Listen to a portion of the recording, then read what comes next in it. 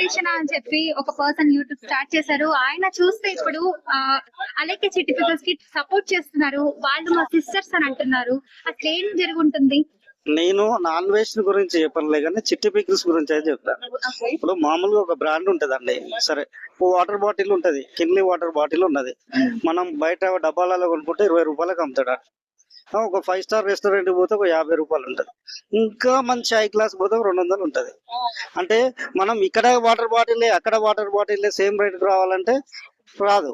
మనం కొనే ప్లేస్ ని బట్టి లేకపోతే మన యొక్క క్వాలిటీని బట్టి ఉంటది. సరే, వాళ్ళు అది క్వాలిటీ ఉందా లేదా అనేది అంటే నేను వాడలేదు. ఇప్పుడు ఆమెను ట్రోల్ చేసే పికిల్స్ ట్రోల్ చేసే వాళ్ళు కూడా ఎవరు వాళ్ళు ఏదో టైం పాస్ రోజు మనకు కూడా ఇప్పుడు మనం యూట్యూబర్స్ ఉన్నామండి. మనం ఒక నెంబర్ పెట్టినాం, మనకు కూడా ఫోన్ చేసి ప్రధానికి విసిగిచ్చిరు అనుకో ఏమనిపిస్తుంది? మనకు కూడా బూతులు వస్తాయి, ప్రతి ఒక్కరికి వస్తాయి. మనం నైజం అది.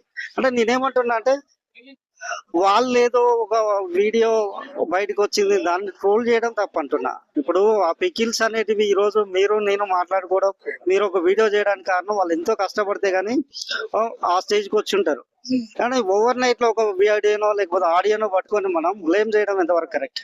అంటే పర్టికులర్ గా వచ్చేసి వాళ్ళు అలెక్కే చిట్టి పికిల్స్ కాకుండా వేరే పికిల్స్ స్టార్ట్ చేసిన వాళ్ళని కూడా అంటున్నారు. సో వాళ్ళకి సపోర్ట్ చేయనిది వీళ్ళకి ఎందుకు సపోర్ట్ చేస్తున్నారు? నేను ఎవరు కాదండి. ఇప్పుడు యూట్యూబ్ మీ ఛానల్ ఉన్నది, మీరు ఎప్పుడు స్టార్ట్ చేశారో నాకు తెలియదు.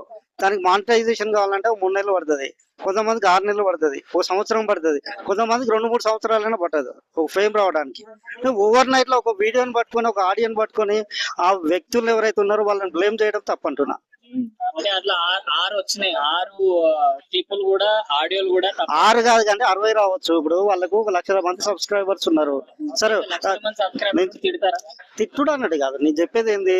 నిన్న ఒకసారి ఒక 10 మంది ఫోన్ చేసి విసికించారు అనుకో, నువ్వేం చేస్తావు బ్రదర్? ఫోన్ స్విచ్ ఆఫ్ నువ్వు చేసుకుంటావు. కానీ వాళ్ళు నేనేది చేసుకోను. నిన్ను విజయ్ దేవరకొండ అర్జున్ రెడ్డి సినిమా టైంలో కూడా అన్నాడు, నన్ను ఒకటి తిడితే నేను వాడు ఎట్లా అంటాడో దానికి రియాక్ట్ అవుతుంది తప్పితే నేను నోరు మూసుకొని కూడా అన్నాడు. వాళ్ళు కూడా అది చేసిరు కావచ్చు.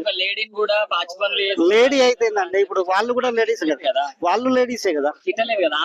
అంటే ఇప్పుడు నీకు నీ ఫోన్ ఏంది బ్రో? ఐఫోన్. ఆయనదే ఫోన్ రెడ్మీ ఫోన్. అంటే ఓవరాల్ గా ఫోన్ ఒకటే. కానీ నువ్వు ఐఫోన్ ఎందుకు అనుకున్నావు?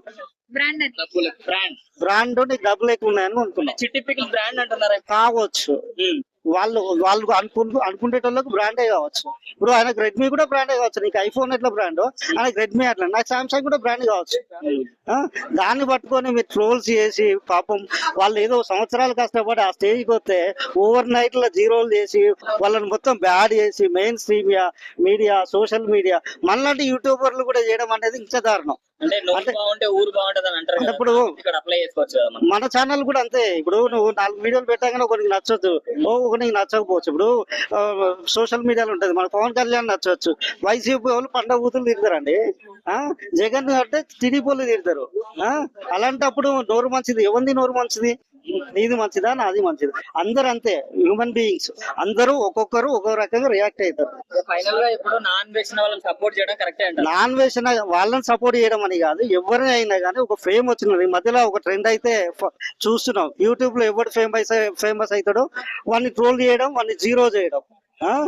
సరే, వాడు ఏమైనా చేయొచ్చు. బయట మంది ఎంతో మంది చేస్తున్నారు, స్మగ్లింగ్ చేసేటోళ్ళు ఉన్నారు, మర్డర్లు చేసేటోడు ఉన్నాడు, స్కాములు చేసేటోడు ఉన్నాడు. వాళ్ళందరినీ పక్కన పెట్టి యూట్యూబర్లు వాళ్ళు ఏదో కష్టపడి వాళ్ళ రెక్కల కష్టం మీద ఒక ఫేమ్ తెచ్చుకుంటే వాళ్ళని బ్లేమ్ చేయడం ఎంతవరకు కరెక్ట్ అంటూ